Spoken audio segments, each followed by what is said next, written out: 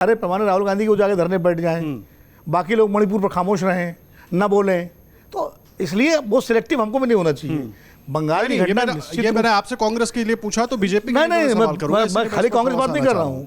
अंकिता भंडारी में भी तो सबूत मिटाए गए थे, पूरा रिजॉर्ट ढहा दिया गया। कौन जाके धरने बैठा था? न राहुल गांधी बैठे और न नड्डा जी बैठे, वहां तो कोई नहीं बैठा। आज भी वो लोग मांग रहे हैं जांच की, न्याय की। मैं ये कह रहा हूं कि ये जो सेलेक्टिव अप्रोच हो जाती है ना, कि सारे, मुझे तो लगता है पूरे देश को पहुंच जाना चाहिए पश्चिम बंगाल। खाली राहुल गांधी हो क्यों, उसमें पूरे देश को पहुंच जाना चाहिए, खाली बीजेपी हो क्यों?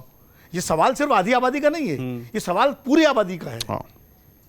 और कलकत्ता की घटना हो या देहरादून की घटना हो, मैं बार बार पिछले प्रोग्राम में मैंने यही कहा था कि हम जो सेलेक्टिव अप्रोच राजनीतिक दलों की है ना, कि कलकत्ता में राहुल गांधी सवाल पूछा जाएगा, मणिपुर में बीजेपी सवाल पूछा जाएगा, दिल्ली में पहलवानों में बीजेपी पूछा जाएगा, राजस्थान में जिसमें कांग्रेस सरकार है उनसे सवाल सबसे पूछा जाना चाहिए, सारी पार्टियों से पूछा जाना चाहिए कि भाई बदलापुर में आप क्यों नहीं कुछ बोल रहे हैं।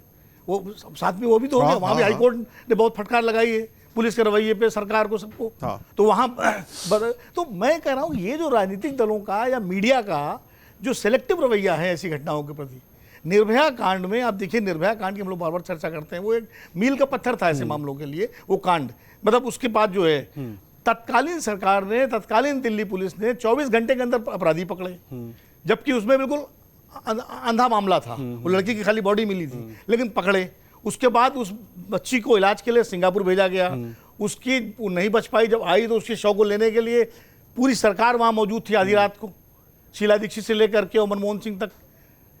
संवेदनशीलता सरकार की, एक तरफ बंगाल का उदाहरण है जो संवेदनशीलता की बात आप कर रहे हैं कि जिस तरह से पुलिस ने व्यवहार किया, जिस तरह चीफ मिनिस्टर ने व्यवहार किया, जिस तरह जो है अस्पताल वहाँ के डायरेक्टर ने, पूरी मशीनरी ने जो मतलब निर्लज्जता दिखाई है, जो एक तरफ वो है, एक तरफ संवेदनशीलता है। ये तुलना भी की जानी चाहिए कि आखिर उसके बाद निर्भया कांड पर पूरा देश उबला हुआ था, इतना सख्त कानून पास हुआ, सारे रक्षा कवच बनाए गए, लेकिन घटनाएं उसके बाद भी बढ़ी। उसके बाद हाथरस हो जाता है, उसके बाद बदायूं हो जाता है, उसके बाद भाई सरकारें मुकदमा तो उठा लेती हैं। अभी उत्तर प्रदेश में एक मामले में मुकदमा वापस लिया सरकार ने, बलात्कार का, तो यौन शोषण का। तो ये जो सेलेक्टिव रवैया है ना, वो खाली ममता बनर्जी तो इसके लिए जिम्मेदार है ही, उनकी सरकार जिस तरह का उन्होंने पिछले कार्यक्रम में हम लोगों ने जैसे मिलने नहीं दिया गया उनके माँ बाप को, मतलब अब कोई बच्ची मरी हुई है, उसकी हत्या हुई इस परिस्थितियों में और उसके माँ बाप को शव तक न देखने दिया जाए, तो ये कहाँ का मतलब प्रशासन है।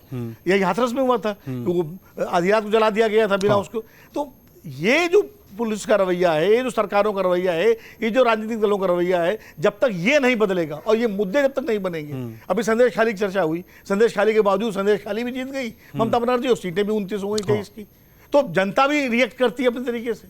तो तब राजनीतिक दलों में डर खत्म हो जाता है कि ठीक है अभी हो गया, हल्ला गुल्ला मचेगा, उसके बाद जब चुनाव आएगा तो कहीं मंदिर के नाम पे वोट मिल जाएगा, कहीं मस्जिद के नाम पे मिल जाएगा, कहीं मंडल के नाम पे मिल जाएगा, कहीं किसी बंगाली अस्मिता के नाम पे मिल जाएगा, कहीं गुजराती अस्मिता के नाम पे मिल जाएगा, होती रहेंगी चीजें।